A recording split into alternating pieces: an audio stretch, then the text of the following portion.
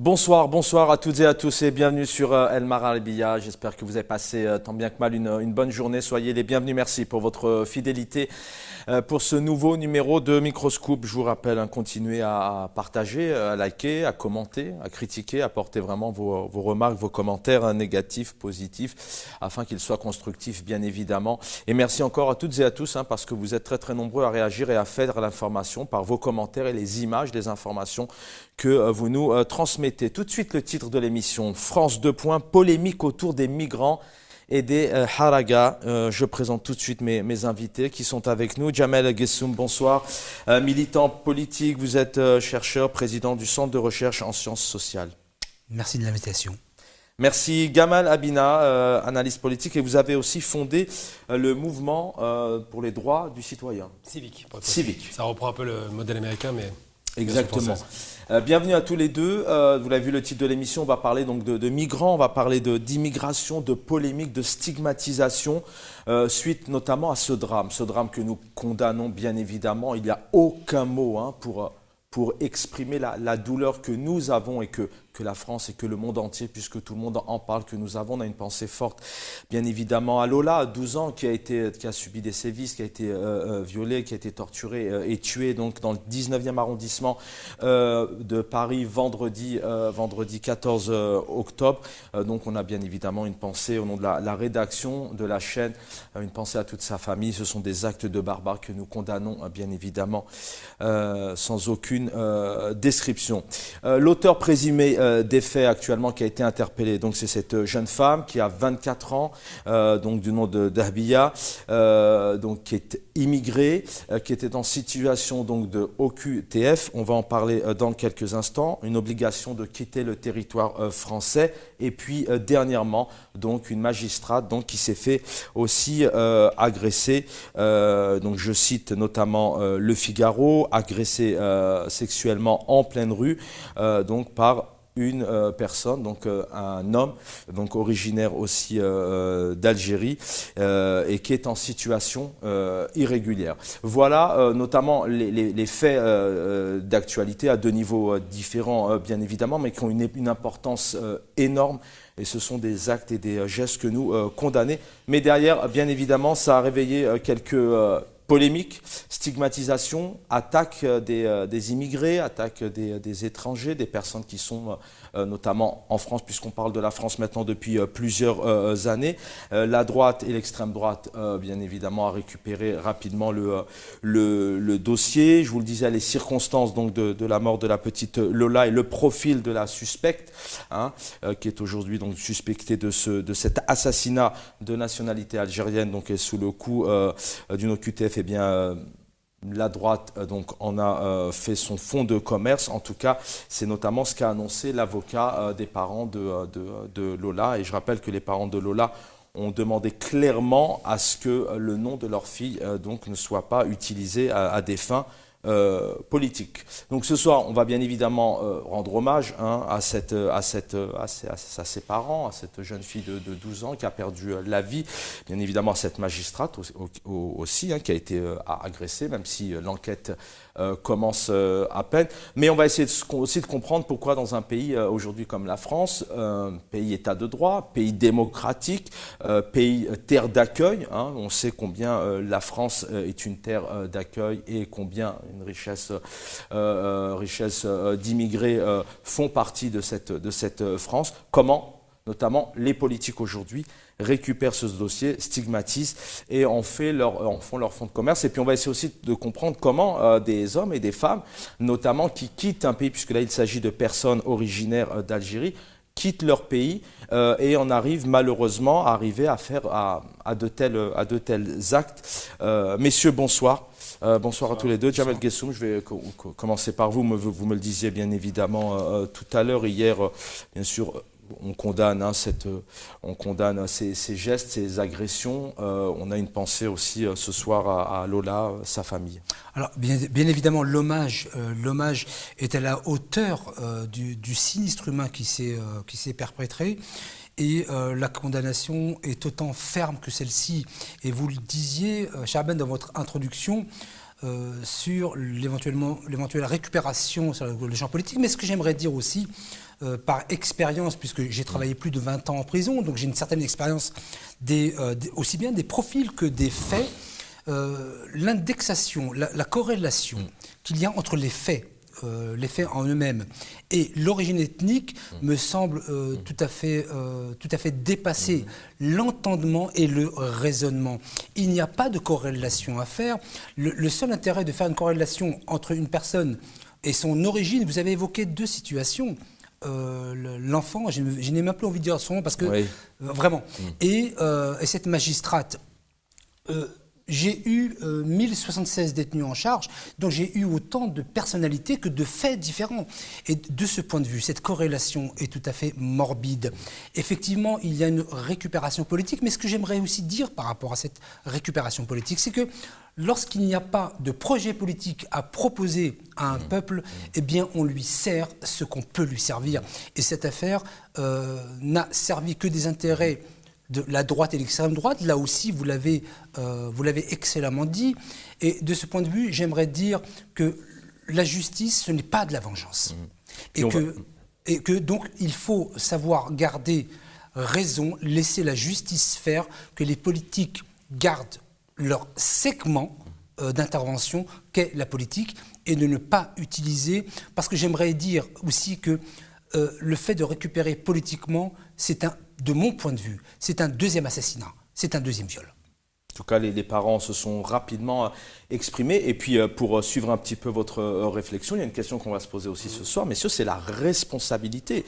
L'immigration, c'est tout de même aujourd'hui un fléau, un problème, parce que certaines personnes immigrées arrivent dans un pays où parfois et souvent elles ne sont pas non plus dans les meilleures conditions, elles ne sont pas accueillies comme il se doit. C'est une question que je pourrais vous poser aussi, mais parfois c'est aussi difficile. Alors est-ce que cette politique en France, notamment Sarkozy, Hollande, on pourrait tous les citer, Chirac, aujourd'hui Emmanuel Macron, etc. Qu'en est-il de l'immigration? Parce que c'est vrai que l'immigration aujourd'hui est stigmatisée.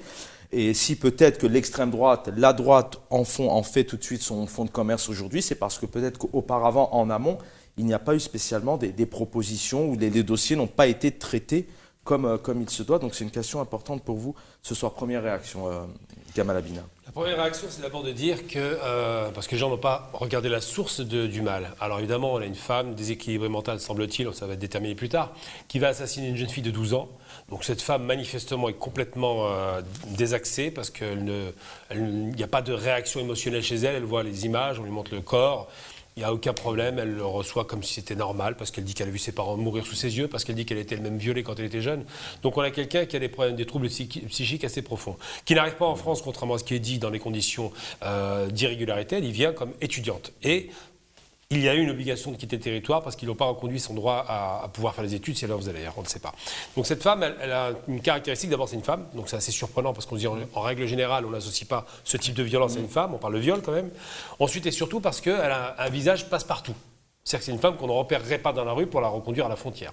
Donc ça, c'est le cadre général. Ensuite, on a une famille qui a été martyrisée par ce qui s'est passé, évidemment, par le meurtre, et qui continue à souffrir d'une utilisation détestable du monde politique, médiatique et d'extrême droite, qui placarde à tout va l'image de la fille. Imaginez la place des parents qui voient du matin au soir le visage de leur fille qui a été assassinée. Ça, c'est violent, et moi, je me mets vraiment à leur place, je ne l'aurais pas accepté. D'ailleurs, ils ne l'ont pas accepté, ils ont refusé la récupération. Et pour finir, on caractérise un meurtre sordide. Alors j'ai envie de dire qu'apparemment, en France, les déséquilibrés mentaux, lorsqu'ils sont français, ont le droit d'être jugés comme déséquilibrés. On les envoie en hôpital psychiatrique, ils ne vont pas être jugés parce que c'est interdit par la loi. Mais que par contre, Landru, par exemple, qui sortait avec des femmes, qui les tuait, qui les brûlait dans un four, ça a duré longtemps. Il était bien français. Vous avez toutes les affaires sordides qui sont arrivées par la suite. Hein. Les Guy Georges et autres noms qu'on ne va pas nommer, il y en a tellement. Donc ça s'appelle des crimes sordides, brutaux, violents, qui révulsent tout le monde, mais qui restent des crimes liés à des troubles psychiques, psychologiques, ce qu'on appelle clairement, le terme exact, ce serait, je pense que c'est consacré, des criminels de type psychiatrique, qui relèvent psychiatrique. Et donc, ces réalités sont là, et une femme, parce qu'elle est d'origine algérienne, bénéficie d'un coup d'un traitement spécial. À savoir, c'est pas une dingue, c'est pas une folle, elle n'a pas de problème psychologique, elle est algérienne, et là, on nous sort des choses extraordinaires. Alors, je rappelle que la source du mal a commencé par Ève de Souche, facho de souche. qui s'appelle F de Souche, Alors, bien qui a sûr. sorti juste c'est important, qui a sorti le dossier immédiatement en disant 4 Algériens, donc bande organisée, ont assassiné une jeune fille dans le but de faire un trafic d'organes. C'est ça qui est sorti. Et il se trouve que moi j'ai une amie algérienne qui a été voir rue Manin, la famille, qui a été voir les policiers sur place pour rendre hommage à cette jeune fille dès le début, ça n'a pas traîné, et qui m'a dit écoute, les policiers m'ont dit que c'est totalement faux ce qu'il a raconté, c'est du baratin, et que l'enquête est en cours et que tout ce qui sort actuellement est une propagande. L'histoire, par exemple, de cette histoire de sorcellerie, tout ça, c'est encore une fois, ça participe de ça. Donc ça veut dire que par nature, on essentialise la personne en disant l'Algérien est forcément violent et forcément détraqué.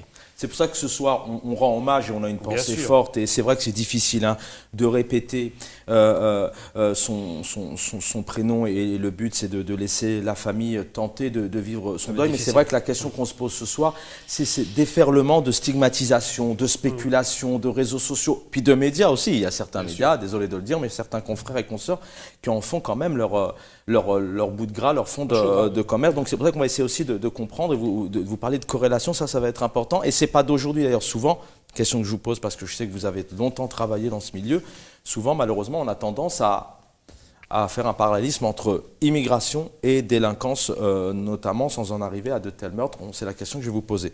Tout de même, en introduction, on va tout de même écouter, on vous parlait de l'extrême droite, pour vous donner quand même un aperçu. Vous allez voir qu'aux questions au gouvernement, ici, Marine Le Pen pour le Rassemblement national. Je vous laisse écouter. Ma question s'adresse à Madame la Première ministre. Vendredi, le temps s'est arrêté un instant pour chacun d'entre nous. La France s'est figée de stupeur, de douleur et d'horreur en apprenant le supplice de la petite Lola, cette jeune collégienne dont la vie a été enlevée en plein jour et en plein Paris de la pire des manières qui soit. La compassion du pays à l'égard de sa famille, dont chacun a conscience qu'elle pourrait être la nôtre, est profonde. Une fois de plus, la suspecte de cet acte barbare n'aurait pas dû se trouver sur notre territoire, et ce, depuis plus de 3 ans. Une fois de trop. Et vous ne pourrez pas évacuer le sujet comme vous le faites en toutes circonstances et comme vient de le faire le ministre de l'Injustice en criant à la récupération et en attaquant par cet argument éculé ceux qui s'en scandalisent. Trop de crimes et de délits sont commis par des immigrés clandestins que l'on n'a pas voulu ou pas su renvoyer chez eux. Voilà, bon messieurs, bien sûr, vous pouvez réagir puisque Marine Le Pen est diffusée ce soir sur nos ondes, n'aurait pas dû rester sur le territoire, pour reprendre un peu ces mots clairement.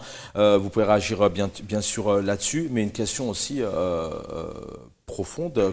Comment se fait-il qu'aujourd'hui, en 2022, on en arrive quand même en France, c'est un État démocratique, on le veuille ou non, c'est un État d'accueil, il y a une mixité.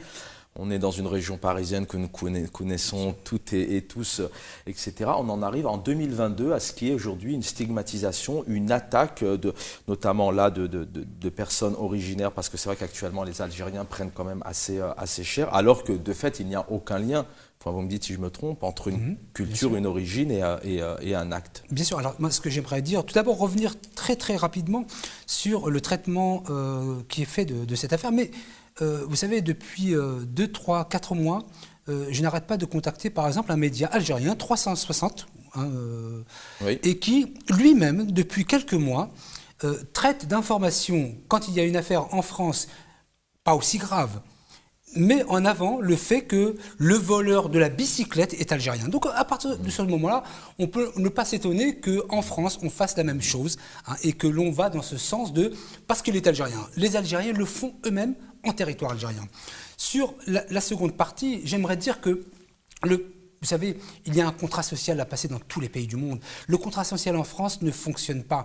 Il y a des déficiences à tout point de vue, qu'il s'agisse de l'acte social, de l'acte médical, de tous les actes de la vie quotidienne.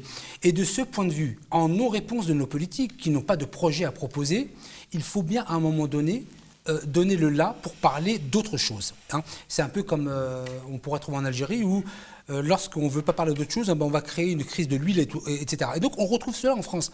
On retrouve l'absence de contrat social proposé par l'État français et de ce fait, et automatiquement de ce fait, on va s'emparer d'autres choses pour pouvoir passer du temps et du temps et du temps. L'affaire de la petite, si vraiment ces politiques avaient un peu de respect pour la nature humaine, ils ne récupéreraient pas cette affaire. La corrélation, moi je vous dis, 22 ans... Alors oui, alors justement, si on a des éléments concrets avec vous ce soir, vous avez travaillé notamment en prison, vous le disiez.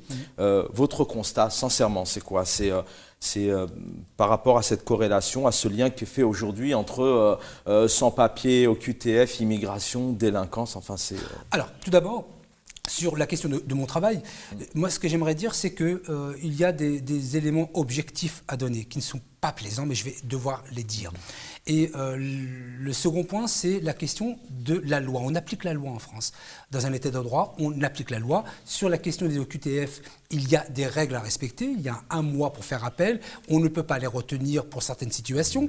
Donc c'est la loi. Donc s'il faut changer quelque chose, ce n'est pas la corrélation entre les faits et l'origine des personnes qui ont commis ces faits, mais ce serait plutôt la loi.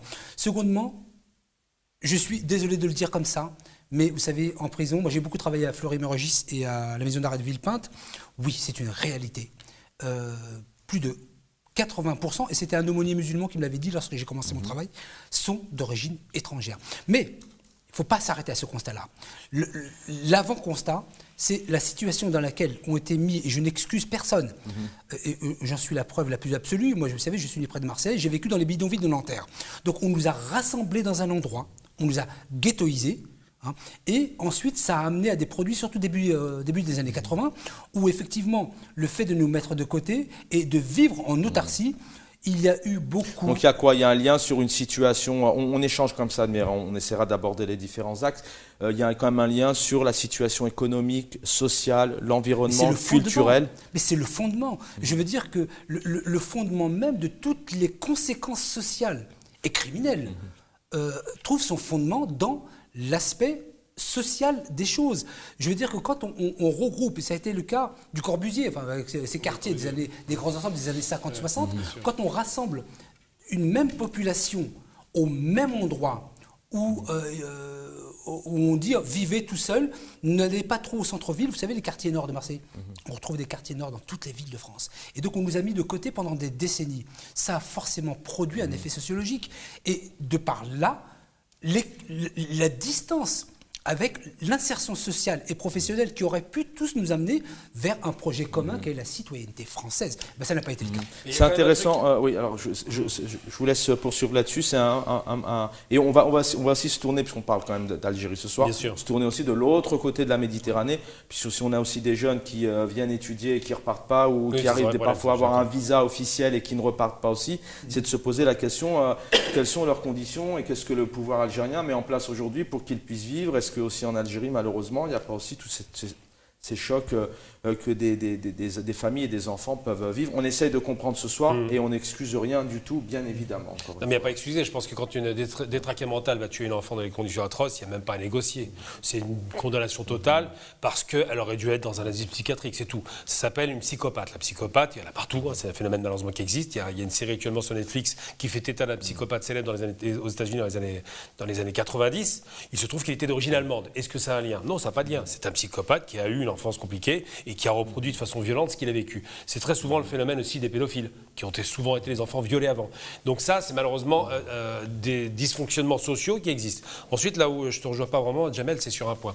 Tu as raison sur le fait de dire que dans les prisons où tu as été, il y a 80% de gens d'origine africaine. Il faut dire africains, pas musulmans, parce que ça ne veut rien dire en prison, ils sont africains. Étrangers, merci. Par contre, dans la France, et là c'est intéressant, parce que la géographie dont tu me parles, c'est une géographie à proximité des banlieues, colorée. Donc il est logique que les prisons Bois d'Arcy et autres soient concentrées avec des gens qui viennent de ces quartiers. 100% de ces gens qui sont en prison dans ces prisons viennent de banlieues et viennent de milieux difficiles. Par contre, en France, c'est le contraire. 75% des gens qui sont en prison, donc sur le parc total de la France, non, c'est des chiffres officiels, sont européens. Et il reste 25% à l'immigration. Erreur. Non, c'est pas une erreur, mais on va en parler si tu veux. Donc ce qui se passe, c'est que la question qui se pose, c'est Zemmour qui disait à l'époque 80%, il oublie deux choses. D'abord, 100% de ces gens viennent de la misère sociale et viennent des quartiers difficiles, c'est vrai. Donc c'est la cité qui produit ces délinquants. Et de l'autre côté, il ne regarde pas, il regarde une image limitée, mais pas une image globale. Maintenant, concernant le fait d'essentialiser, de réduire. Enfin, la cité, en tout cas, la situation. Oui, la cité est quartier difficile. Hein. Toutes les cités ne sont pas comme ça. Il y a des villes, vous allez à Bordeaux, par exemple, cette problématique ne se pose pas. La question qui se pose, c'est quoi? C'est l'insertion sociale. C'est vrai qu'ils ont concentré les populations, mais ce n'est pas nous, l'immigration algérienne ou africaine. Hein. Ça a commencé d'abord avec les Polonais. Il faut savoir que quand les Polonais arrivent en France au début du siècle dernier, ils leur interdisent d'aller dans les grandes villes. Ils étaient parqués dans le nord de la France pour travailler dans les usines. Donc c'est un système qui est réfléchi et pensé par le politique et qui est reproduit après en termes économiques. J'ai envie de dire une autre chose sur laquelle je ne suis pas d'accord avec toi. Le gouvernement, pour le coup, alors moi je ne suis pas pro-Macron, clairement pas, mais il s'est bien comporté. Ce n'est pas lui le problème. Hein. C'est l'opposition qui se comporte mal. C'est l'extrême droite et la droite. Sur sa réaction. Sur sa réaction. Alors moi, je remets en cause personne, mais justement, prochaine question, mais je vous laisse débattre, et ça c'est bien, vous débattez en plus comme ça ensemble, et c'est ce qu'il faut. La responsabilité, on pourrait dire que c'est peut-être normal pour l'extrême droite, pour M. Zemmour, de récupérer un fait et de dire, bon, ça pourrait se comprendre, hein. Moi je vous demande pas de vous voter, ça pourrait se comprendre sur le fait, mais à un moment donné, est-ce que derrière, je vous le disais tout à l'heure, et c'est une question que je vous pose directement, parce que l'un comme l'autre, vous faites de la politique, est-ce que derrière, il n'y a pas aussi une responsabilité sur ces derniers quinquennats et septennats des derniers chefs d'État et leur gouvernement, d'avoir peut-être mis en place indirectement où on en arrive aujourd'hui à cette stigmatisation, par exemple. J'aimerais qu'on fasse la distinction entre gouvernement et État. Les gouvernements se succèdent, ils ont des politiques différentes. L'État, lui, est constant et mène à peu près la même politique depuis les années 50. Donc il y a eu beaucoup... Mais Général de Gaulle, migratoire. Général de Gaulle, Pompidou, Giscard d'Estaing, François Mitterrand, Jacques Chirac, Sarkozy, Hollande, Macron. On parle d'immigration. On parle d'immigration. Alors, 8 présidents, et la donne dans les quartiers, qui est la véritable source des problèmes, n'a pas changé. Donc, il ne s'agit pas d'une question de politique de gouvernement, mais de conception d'État. Qu'est-ce que l'État français, dans sa projection à l'ensemble des citoyens français, fait pour qu'il y ait un véritable contrat social. Et donc, il ne s'agit pas, moi je ne pointe pas, je ne pointe ni Macron, alors les socialistes, ils ont... Non, j'étais rousseauiste là-dessus, oui, mais, contrat social. Mais les socialistes, eux, non, j'ai l'école Rousseau, c'est compris. Oui, mais en tout cas, s'il s'agissait d'une question de gouvernement et non pas d'État, les choses auraient changé dans un sens comme dans l'autre. Or, je veux dire que la politique de Hollande par rapport à Sarkozy n'a pas été meilleure de ce point de vue, qui nous permettait le contrôle, arrêter le contrôle au faciès, il ne l'a pas fait. Donc, on est dans une constante depuis 1958. Mais moi, j'allais dire un truc, c'est que l'immigration en substance, parce que j'ai entendu Zemmour délirer complètement, enfin, on en reparlera si vous voulez. L'immigration en substance, c'est quoi? C'est des forces de travail qui étaient nécessaires pour reconstruire le pays, parce que le pays est une guerre. Hein. Même si j'ai eu une fois Le Pen face à moi qui m'a dit non, la France n'a pas été construite par l'immigration. D'ailleurs, il y a eu les Portugais, il y a eu les Polonais. L'immigration au sens large, tous réduits à l'état d'esclaves. Oui, eux, ils font partie de la fille de l'Église chrétienne. Donc jusqu'en 86, c'était des sous-hommes. C'est après qu'ils sont devenus humains. Pourquoi je vous dis ça? Parce qu'aujourd'hui, malheureusement, en échangeant régulièrement et en lisant, à chaque fois qu'on parle d'immigration, on a tendance tout de même à se référer à l'Afrique du Nord et à l'Afrique subsaharienne. C'est parce qu'il y a un phénomène de massification. Oui, c'est-à-dire portugais, espagnol, ce n'étaient pas les immigrés de travail au départ, c'est des immigrés de refuge. Franco qui arrive au pouvoir de 36 à 39, ils arrivent en masse. L'Italie, c'est pareil. D'ailleurs, je tiens à le rappeler quand même, parce qu'il y a une question qui était posée tout à l'heure, intéressante, vous avez posée, c'est la question de la radicalisation de la France par rapport à l'extrême droite. Et c'est vrai qu'il ne faut pas regarder la France. On élargit un peu le champ. Il y a 100 ans, en 1922, les chemises brunes marchent à Rome. 100 ans plus tard, la fille idéologique de Mussolini a le pouvoir en Italie. 100 ans plus tard, c'est quand même pas inintéressant. Il y a une radicalisation, Orban et autres, il y a beaucoup de pays qui basculent à l'extrême droite. 89 France, députés à l'Assemblée nationale. Avec un discours extrêmement violent et anti-algérien. Mais ce qui se passe, moi j'ai envie de dire que le patronat savait qu'il n'avait pas assez d'ouvriers pour travailler, que les femmes ne suffisaient pas alors qu'elles devaient remplacer les hommes. Ils ont fait appel à l'immigration. Donc les vagues étaient voulues et consenties parce qu'il fallait des bras pour travailler. Il n'y avait pas assez de travail dans les années 50-60. 60, enfin de travailleurs. Après, on a eu les années 70 et ils ont continué ce regroupement familial parce qu'ils pensaient que la crise de 70, il n'avait pas touché la France. Il ne faut jamais oublier qu'en 73, la France est le seul pays qui est épargné parce que Joubert dit il est normal qu'un pays arabe reprenne son territoire par la force. Quand Joubert dit ça à l'époque, il épargne la France de ce boycott du pétrole.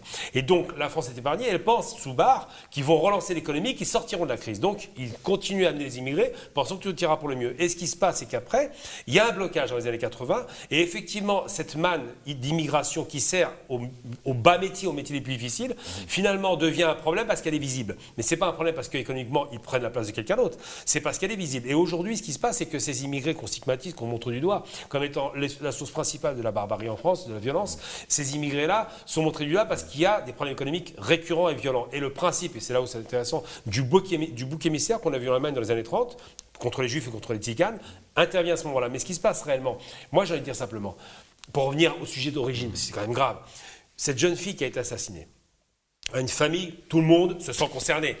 Une enfant qui est tuée, on ne peut pas accepter, c'est intolérable.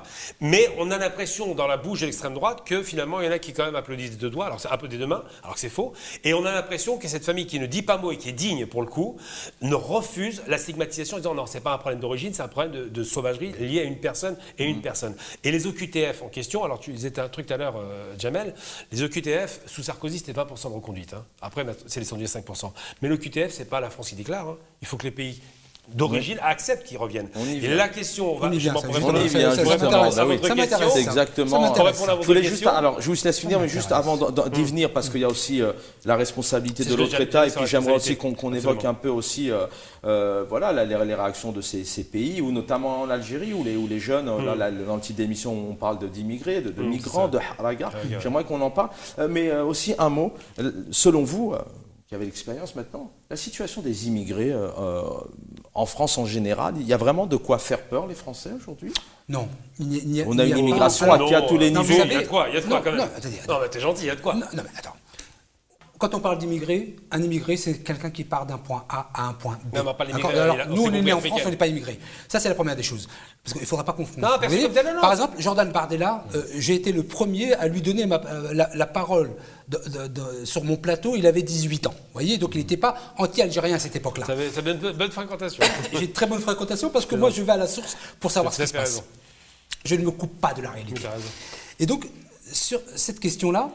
juste une chose. Mais je crois que vous n'avez pas très bien compris ma question. Ce que je veux dire pas, c'est qu'aujourd'hui, quand on parle immigration sur les plateaux, on peut aussi, avec tout, d'ailleurs, cette déferlante de médias, on peut comprendre, oui, comme je l'ai dit à chaque fois, que monsieur, madame, tout le monde à Guéret, au fin fond de la Creuse, peut avoir peur. Mais est-ce que vraiment cette France, encore une fois, terre d'accueil, qui est là, où il y a cette richesse, ce multiculturalisme, etc., est-ce que quelqu'un qui est français, d'origine française, je ne sais pas comment l'expliquer, c'est toujours un peu particulier, bon, bref, est-ce que vraiment doivent-ils avoir peur de... Non, il n'y a pas à avoir peur. Pourquoi avoir peur ? Je veux dire que s'il te plaît, Jamel, il n'y a pas un pays qui n'est pas constitué d'immigrés. Le plus grand exemple, c'est la force de l'humanité. Ce sont les États-Unis. Ce sont les États-Unis. Donc, une société, je ne vais pas dire multiculturelle, parce que ce mot renvoie encore à autre chose pour des politiques. Mais non, c'est très positif. Oui, c'est positif, mais pour d'autres, c'est complètement négatif. Mais on va en parler après. Justement. Elle n'a pas à faire peur puisqu'elle constitue le fondement même d'une société avec des cultures différentes, avec des points de vue différents, mais qui se rejoignent sur liberté, égalité, fraternité, les préceptes les plus importants qui constituent... Alors moi je ne suis pas quelqu'un de naïf, je dis simplement que la question qui est posée... On ne voit pas du tout là-dessus. Non, mais moi je réponds à la question, est-ce que c'est légitime que l'immigration fasse peur à celui qui est dans la Creuse ? Ça, c'est la question. Et donc je ne vais pas répondre à côté. Et donc, je dis simplement qu'elle ne doit pas faire peur. C'est la représentation... c'est la représentation que l'on en a par rapport au traitement des médias qui fait peur. Lorsque vous avez 100... Moi, j'ai eu 1076 détenus, donc j'ai en tête tous les profils du psychopathe, j'en ai eu. Si, à celui qui habite dans la Creuse, pour reprendre l'exemple de Chaban, il n'y a que les cas qui sont transmis par la presse et qui concernent des personnes Immigrés, effectivement, dans l'esprit de la personne, c'est 100% des immigrés sont comme ça. Oui, Donc, c'est une question de traitement de l'information. Bon, il y a déjà une chose sur laquelle je ne suis pas du tout d'accord avec ce que tu viens de dire. Ah, ben j'espère bien, au moins une chose. Non, au moins une chose. Il y en a deux, mais il y a au moins celle-là. Après, on va parler de la perception du multiculturalisme. Je rappelle qu'en Allemagne nazie, quand vous disiez multiculturalisme, les nazis devenaient fous. Ils ne supportaient pas. Donc aujourd'hui, ceux qui sont anti-multiculturalistes ont une idéologie néo-nazie. Ouais. Mais bon, Exact. je ne suis pas du tout d'accord avec l'idée que tu dis je suis français parce que je suis né ici. Ça ne veut rien dire. Qui a Parce dit que- français non, Moi, j'ai dit que j'étais français parce que je suis né ici.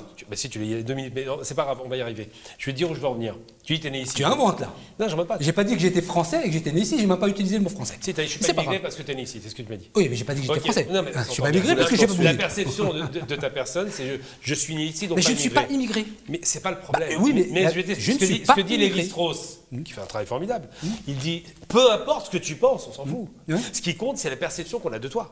C'est Et ce que je suis en là, train ça de devient dire. intéressant. C'est ça que je suis en train de Mais dire. c'est ce que je La t'explique, c'est perception. la perception qu'on a de toi. Et ce qui se passe, c'est que, en substance, tu me dis, moi, je peux tout entendre. Maintenant, je me mets à la place du français lambda et je me mets vraiment à sa place. Je suis désolé, on va être gentil, depuis 2015, la série d'attentats monstrueux que la capitale a subi, et le Sud, la Nice et autres, quand il y a toute cette série qui arrive d'une immigration qui, bizarrement, à ce moment-là, n'est pas algérienne d'ailleurs. On se rappelle que l'origine, on n'en parle pas parce qu'ils ne sont pas algériens. Eh bien, ces attentats ont de quoi donner à penser aux populations européennes. Et je parle d'Européens parce que la France, c'est un creuset d'Européens. Il n'y a pas de Français de souche en substance, sinon on va remonter jusqu'aux Mérovingiens. Mais il n'en demeure pas moins que la peur qu'ils ont est légitime. Et moi, là où j'en veux, allez, on va arriver à nos pays d'origine, c'est que je pense, et c'est là où Borne n'a pas fait son travail quand elle va en Algérie, qu'il faut fixer les populations chez nous pour qu'elles ne viennent plus en France. Ça n'a plus aucun intérêt. Parce que dans la lecture de ce que j'ai entendu dans la presse ces derniers jours, l'obsession de ces gens, c'est de nous reconduire chez nous. Je ne parle pas de nous en tant que fils descendants d'immigrés. Je parle des Maghrébins qui viennent encore grossir les rangs de ces malheureux qui vont perdre leur temps en France. Je pense qu'effectivement, la peur est installée et que pour sortir de cette peur, il faut réduire la pression. Le seul moyen de la réduire, c'est de faire en sorte qu'il y ait moins d'immigrés. Et c'est dommage à dire, parce que la richesse d'un pays se fait par la mixité, mais en substance, aujourd'hui, il y a 6 millions de chômeurs en France. La montée de l'extrême droite est puissante. Des types comme Zemmour, qui sont des personnages insignifiants, peuvent aujourd'hui parler pour dire si un Français tue un Arabe, c'est pas grave, mais si un Arabe tue un Français, c'est un francocide, je sais pas quoi. Il invente des mots débiles, mais bon, c'est un peu, ça fait rigoler de la part d'un Algérien, mais il n'en demeure pas moins que ce monsieur-là donne le là de l'extrême droite. C'est un lièvre, il ne fera jamais rien aux élections, il s'est ridiculisé à la députation, tout comme à la présidentielle, il a fait 7%, mais il n'en demeure pas moins qu'il est là présent et qu'il est en train de distiller dans le cerveau des gens cette peur. Donc c'est pas, ce qui compte, c'est pas ce que nous voyons de nous, ce qui compte, c'est la peur des autres, elle est légitime, là, je la comprends parfaitement. Complètement d'accord.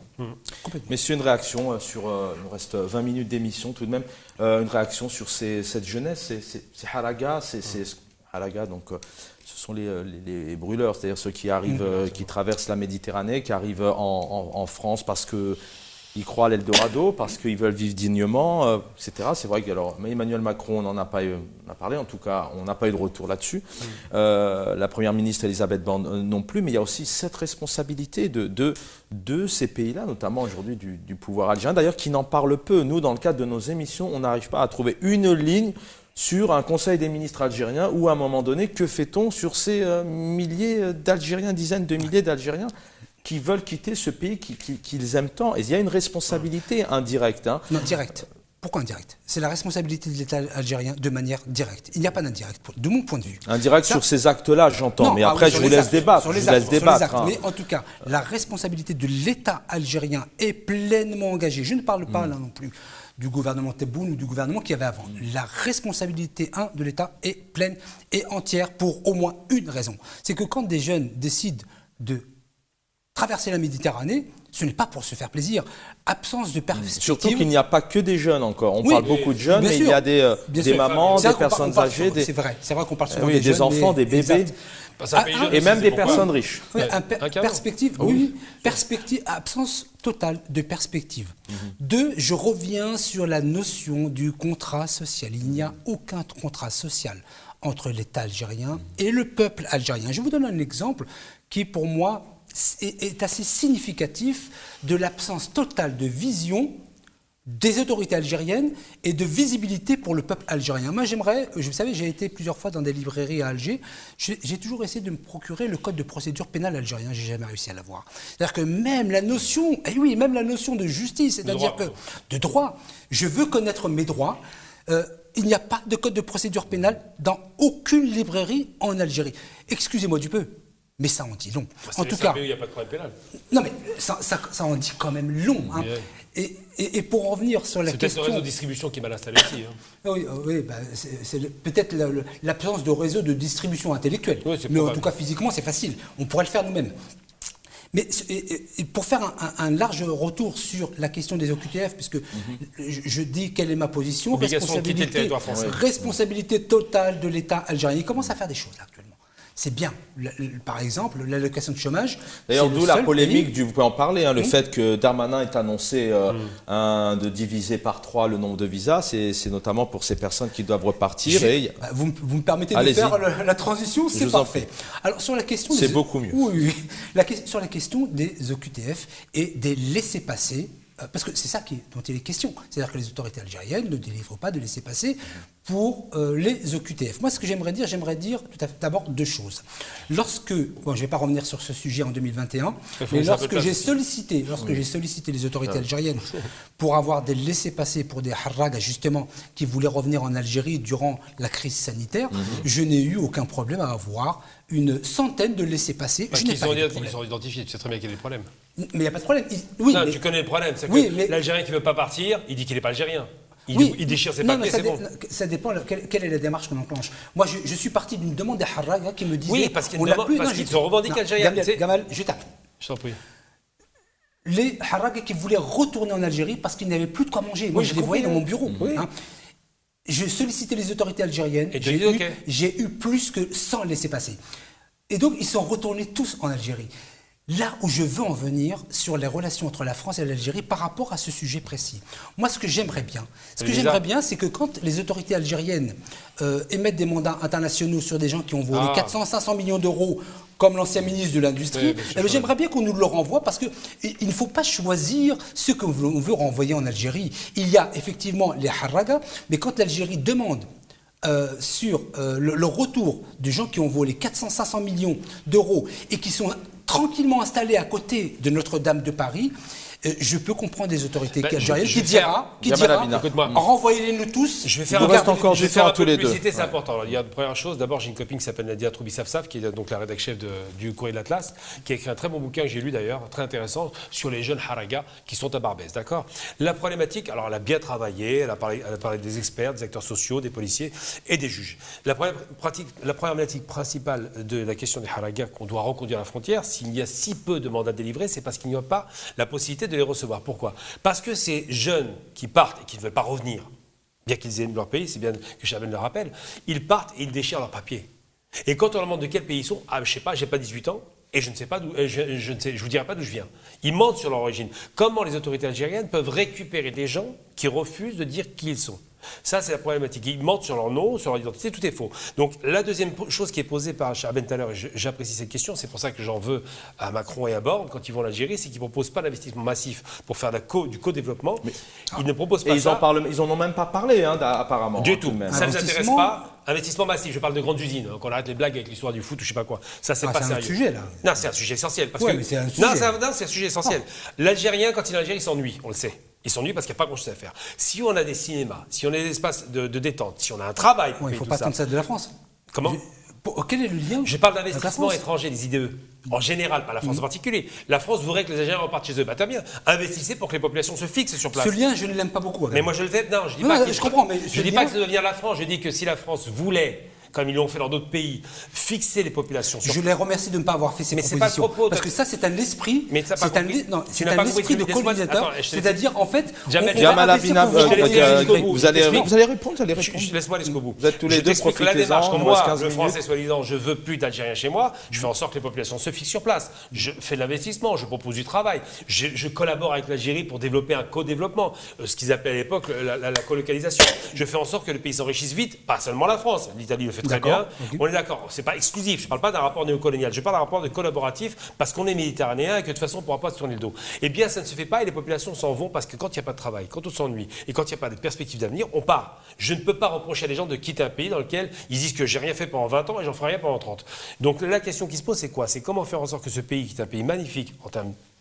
On connaît le pays en termes géographiques, qui est un pays immense, un État-continent, puisse garder ses populations. Et là, je vais parler d'une petite anecdote qui est intéressante. Parce que l'Algérien, il pose problème il y a pour beaucoup d'aspects d'histoire. Là, j'ai une amie qui s'appelle Nadia Lazouni qui est passée devant Darmanin il y a quelques jours dans l'émission de M. Hanouna. Bon, elle est un petit peu rentre dedans, c'est quelqu'un qui est un petit peu sanguin. Elle lui a sorti plusieurs invectives qui étaient pour certaines vraies. La réponse qu'il a eue, c'est de la menacer de la poursuite pour diffamation. Ce qu'elle a répondu par la suite. Moi, je considère qu'effectivement, quand M. Darmanin va parler à Le Pen, il a un double langage. Il fait croire qu'il est ouvert alors qu'il est fermé et qu'il pousse l'extrême droite. Parce que la stratégie qui a été définie, elle a été définie par un autre Algérien, encore une fois, c'est marrant parce qu'on parle beaucoup d'Algériens, par l'ancien conseiller de Mitterrand, Jacques Attali, qui a dit Mitterrand fait monter l'extrême droite pour casser la droite. Et bien aujourd'hui, ce même Attali conseille M. Macron et dit fait monter l'extrême droite pour casser la droite et la gauche. Et ça marche. Aujourd'hui, c'est la droite qui donne là, et Macron est dans un fauteuil. Alors, ce que je dis, c'est que le gouvernement, par rapport à cette histoire, s'est bien comporté. Il ne faut jamais perdre de vue. Il faut écouter les prises de position gouvernementales, elles sont propres. Et l'opposition fait son rôle d'opposition, est en train de sabrer le débat, est en train de montrer du doigt une population. Et je répète une dernière fois, les immigrés de France ne sont défendus par personne. Ils sont seuls, livrés à eux-mêmes. Il n'y a pas de lobby. Il n'y a pas de groupe de pression à l'Assemblée, il n'y a pas de politique qui nous représente, il n'y a pas de parti. Donc nous sommes faibles. Et cette faiblesse, ils la connaissent. C'est pour ça qu'ils tapent sur le faible. Ils ne taperont jamais sur le fort. Bon, les Arméniens, par exemple, qui sont bien implantés, on ne tape pas sur le fort parce qu'ils sont forts. Donc cette lâcheté de l'extrême droite est caractéristique. Et le jour où l'extrême droite sera Pourtant, courageuse... économiquement, il y a socialement, économiquement, sportivement, culturellement... on l'a vu avec le sacre de de Benzema. C'est un Algérien qui a été sacré par un de ses copains, encore un Algérien, Zidane. Ça dit des choses. C'est-à-dire que l'Algérien, et là je dis à destination du public, quand l'Algérien sort des frontières de la France, étrangement, il réussit de façon insolente. On n'a pas vu non plus le Français d'origine algérienne, c'est la fierté de la France. Quand il prend le ballon, non, surtout pas. Quand il fait des bêtises, oui, il a mis un coup de tête, c'est bon, il redevient algérien. C'est pour ça que moi j'ai envie de dire aux Algériens de France et de Navarre, en l'occurrence, je fais un petit jeu de mots, que si on veut que notre pays aille bien, il faut que nous, à titre individuel, et j'en passe à tous les Algériens parce que j'aime ce pays, investissions dans un outil de production, quel qu'il soit, zeytoun, n'importe quoi, même sabat, investissez pour que l'Algérie exporte. Aujourd'hui, on doit sortir de tout le pétrole et tout le gaz. On a une responsabilité en tant que diaspora et on doit, si on aime notre pays, faire ce travail. Je le ferai moi-même très rapidement. J'aimerais juste... Oui, allez-y. À peine 30 secondes. Vous êtes là pour ça. Là où ce que tu as dit me gêne, je vais le dire de manière très simple, c'est que de dire que si l'État français, si j'ai bien compris, pour permettre à ces jeunes de rentrer ou de ne pas venir, devrait investir. Ça, c'est de mon point de vue, c'est un triptyque assez étonnant, parce que je considère que ce serait presque une manière de déresponsabiliser le président de la République algérienne qui a ses obligations, c'est à lui de faire ce job et on ne doit pas ça le fait d'investir, etc.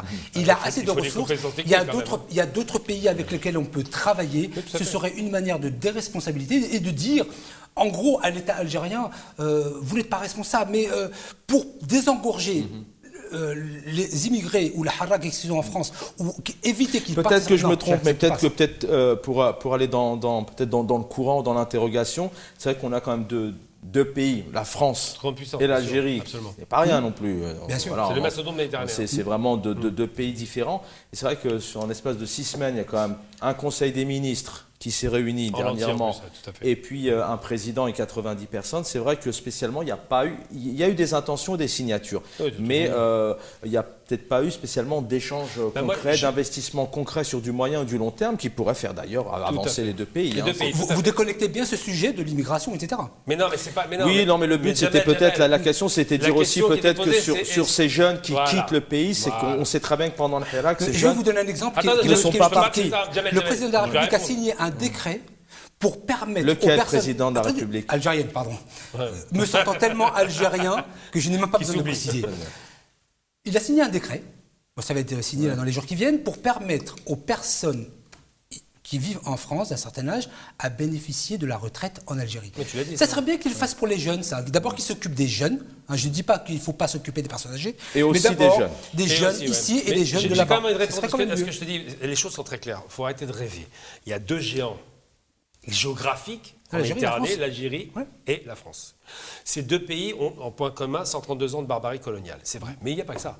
Il y a une connaissance culturelle, ce qui fait que beaucoup d'Algériens ne parlent pas forcément l'arabe, ils connaissent le français. Les Français connaissent évidemment l'Algérie, puisqu'ils l'ont connu de la façon la pire, mais dans tous les cas de figure, ces deux pays sont deux blocs importants en Méditerranée. C'est les deux locomotives, parce que l'Algérie reste la première puissance économique nord-africaine, malgré tout, et la France reste quand même une puissance importante et dominante en Europe.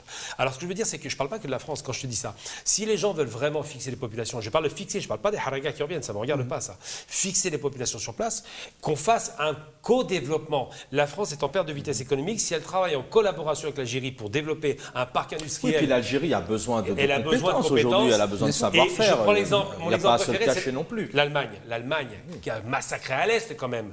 L'Allemagne de 89 qui va se réunifier en absorbant 7 millions d'habitants et un pays très pauvre, l'Allemagne de l'Est, finit par investir massivement en Pologne, en Bulgarie, en Roumanie. Dans tous ces pays-là, c'est une zone d'influence industrielle qui ont fait que ces pays sont devenus riches grâce à l'Allemagne et l'Allemagne en a profité à plein. Et bien l'Algérie, c'est travailler avec la France en collaboration et en bonne intelligence, parce que je rappelle quand même qu'on a 15 000 médecins algériens en France. Ça va. Ils ont bénéficié de savoir. Eh bien, je pense qu'on obtiendrait les choses que l'Allemagne fait déjà avec l'Algérie, je le rappelle, par rapport au secteur industriel militaire, on le sait, que l'Italie est en train de faire, de façon accélérée. Il y a Fiat qui ouvre l'année prochaine. Ça, c'est sérieux. Parce que quand vous avez des gens qui ont un pouvoir d'achat, quand vous avez une classe moyenne qui se crée, et quand on donne, et c'est là où j'en veux aux autorités algériennes de façon claire, j'espère qu'ils vont m'entendre là-dessus, j'en veux pour une chose. C'est parce que c'est un pays magnifique et qu'il faut tout faire pour que cette jeunesse qui s'ennuie profondément puisse avoir une activité en dehors de tenir les murs, de hétis ou de harag. C'est ça que j'aimerais voir.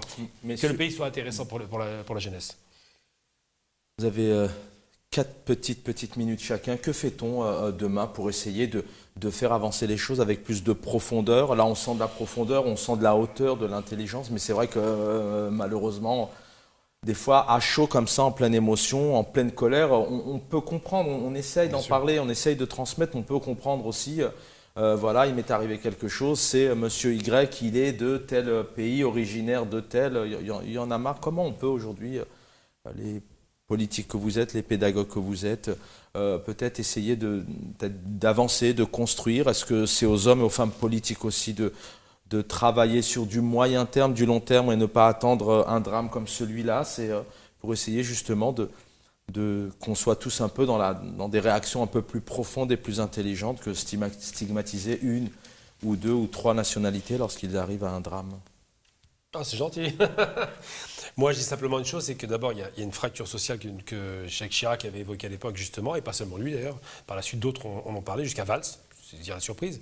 Cette fracture sociale fait qu'effectivement, il y a une population qui est, et là je te rejoins totalement, concentrée, on va dire concentrée pour ne pas être méchant, dans des quartiers difficiles, laissés à l'abandon, oubliés qu'on prétende être des quartiers soi-disant qui voudraient se séparer alors qu'ils n'attendent qu'une chose, c'est pouvoir travailler.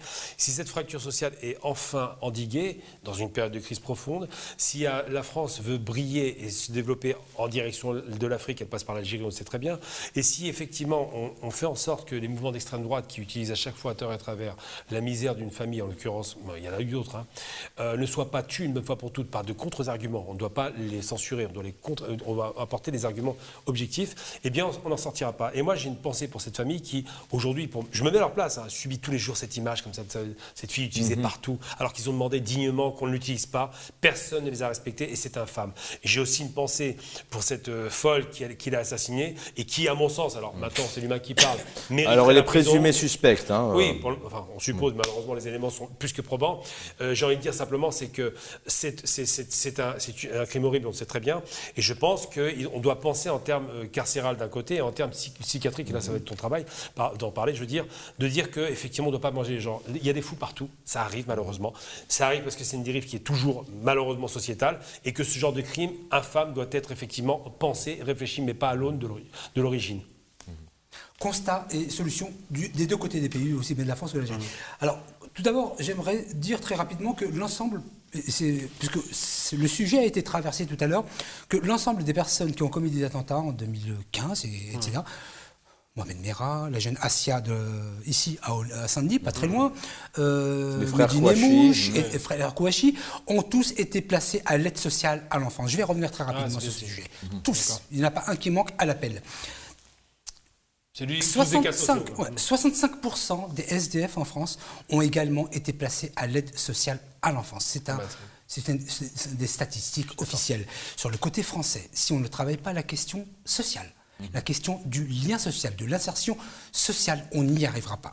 Ce constat est valable aussi en Algérie. S'il n'y a pas à plus forte raison, un contrat social proposé par les autorités algériennes, dont je rappelle une bonne partie, excusez de la trivialité du terme que je vais utiliser, sont de véritables tocards. Hein. Donc s'ils ne le font pas, du côté algérien, et si en France on ne traite pas de la question sociale, de la question du lien social, et la culture, vous savez, en Allemagne, on s'est d'abord attaqué à la culture avant de s'attaquer au pays, et la culture, ce n'est pas quelque chose de ludique. J'ai pas compris l'Allemagne sur quoi ? La culture, les connaissances culturelles. À quelle époque ? Ah, pour l'Allemagne moderne, tu veux dire, oui. C'est ça. Tout à fait. Si on n'élève pas le débat, quoi. Okay. On ne relève pas le débat. Et donc la culture, ce n'est pas quelque chose de ludique ou d'amusant seulement. C'est vraiment quelque chose de fondamental. Bien sûr, bien sûr. De la culture naîtra la grandeur des peuples. C'est quelque chose qui a été écrit sur le fronton à Saint-Denis. Et on doit prendre cette question au sérieux, aussi bien en Algérie. Et j'espère que les autorités algériennes vont placer moins de tocards aux commandes. Peut-être qu'on y arrivera un jour. C'est vrai que quand on voit et on va en Algérie, on se rend compte tout de même aussi. On parle de l'Algérie ce soir, mais il y a plusieurs pays comme ça où on voit tout de même un effondrement psychologique des personnes qui sont dans la difficulté psychologique, qui n'ont pas de sens, qui ne savent pas et qui parfois... Ils n'ont pas de repères. Moi, vous savez, j'ai eu affaire à 14, excusez-moi du terme, apprentis terroristes, c'est-à-dire que je les avais rattrapés juste avant, et qui étaient dans ce schéma-là, placés à l'aide sociale à l'enfance. Donc la question sociale, en tant que phénomène, est le fondement, le creuset de toutes les difficultés que l'on retrouve, sauf pour la dame dont vous parlez qui a assassiné cette gamine, hein, où là, on tombe dans la question médicale, psychiatrique. Là, je vais dire une chose, juste pour conclure, parce qu'il faut quand même être très clair sur un point, il doit être absolument radical là-dessus. Cette Dahbia, le nom est sorti immédiatement, le prénom est sorti, les photos, bref, on fait ces choux gras qui étaient est en 2022. Hein. Oui, mais là, il y avait une attention aussi. C'est pas par hasard. En général, il y a quand même une certaine discrétion sur l'identité du criminel, supposé, présumé, bon, a priori c'est acté, ne peut pas être pardonné pour une chose, c'est-à-dire qu'elle dit que ses parents ont été tués, machin, bref. Elle a vu ses parents mourir, je ne sais pas s'ils ont été tués, mais elle n'a pas vécu la décennie noire. C'est pas une enfant de la misère qu'on a connue en 90. Il n'y a aucune excuse à ce qu'elle a fait si ce n'est un problème psychiatrique. Donc en cela, la condamnation... Non mais Gamal Abina, on est d'accord que ce soir, le but, vécu la décennie rouge dans un pays ailleurs ou pas, le but c'était pas du tout d'excuser, on ne peut pas excuser cet acte-là. Ça peut être interprété comme ça. Ouais. Non, je ne veux pas que ce soit entendu comme ça. On essaye de comprendre. C'est une monstruosité qui arrive dans une société, comme malheureusement partout, on l'a vu avec Fournier et autres, ce genre de monstre arrive malheureusement. La question de la rationalité est importante, c'est-à-dire qu'on ne peut pas présager de tels actes qui sortent de l'espace rationnel. Et donc cela, on ne l'évitera jamais parce que c'est une question qui relève de la santé mentale. Donc on pourra après, une chose très importante aussi à savoir, c'est que quand quelqu'un vous tue sans raison, sans motivation réelle et sérieuse, quand il n'y a pas de motivation, là, effectivement, on bascule dans la folie. Oui, je suis d'accord. Merci messieurs, tous les deux, merci d'avoir apporté vos éléments de réflexion et le but ce soir, c'était de rendre hommage, de condamner, aucune excuse bien évidemment, mais essayer de comprendre pourquoi à la fois on a des hommes et des femmes politiques qui stigmatisent et qui récupèrent, qui font un lien aussi entre une origine, un pays et puis un drame de la barbarie et puis certains qui tentent aussi de le récupérer peut-être pour des voies politiques électorales. On voulait vraiment d'abord rendre hommage puisqu'il était important en tant que chaîne de télé d'avoir une pensée très forte pour cette petite, pour ses parents et aussi pour la magistrate tout de même qui a subi un moment très très difficile et la justice s'est emparée du dossier. Donc merci de nous avoir apporté ces éléments avec autant de hauteur. Voilà, polémique autour des migrants et Haraga. On s'est intéressé à l'Algérie mais malheureusement il en va de soi pour plusieurs pays. Aujourd'hui. Djamal Guessoum, merci d'avoir été avec nous. Vous êtes chercheur, président du Centre de recherche en sciences sociales Gamal Abina. Merci. Le mouvement des droits civiques, notamment avec le point commun aussi, c'est que vous travaillez avec la jeunesse et ça, c'est bien. Merci infiniment. L'équipe en régie de m'accompagner pour produire ces émissions. Je vous souhaite une belle soirée. J'aurai le plaisir, je l'espère, de vous retrouver demain soir à la même heure. Prenez soin de vous.